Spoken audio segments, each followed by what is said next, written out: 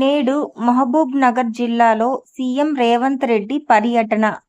మహబూబ్ నగర్ కలెక్టరేట్లో అధికారులతో సమీక్ష నిర్వహించనున్న సీఎం.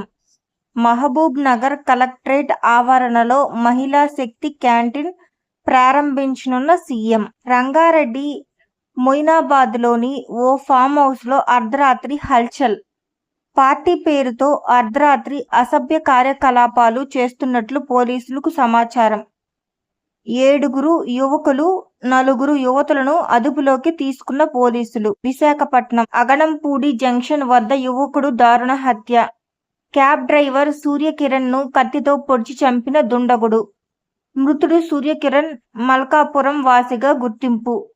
సూర్యకిరణ్ను బైక్తో ఢీకొట్టి దాడి చేసిన కొర్లయ్య. హత్య చేసిన అనంతరం దువ్వాడ పిఎస్లో లొంగిపోయిన కొర్లయ్య.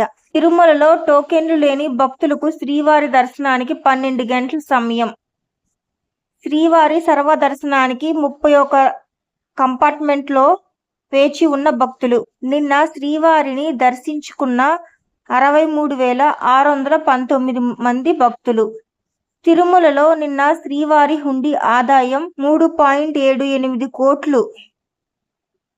నేడు విద్యుత్ రంగంపై శ్వేతపత్రం విడుదల. మధ్యాహ్నం 3 గంటలకు శ్వేతపత్రం విడుదల చేయనున్న సీఎం చంద్రబాబు.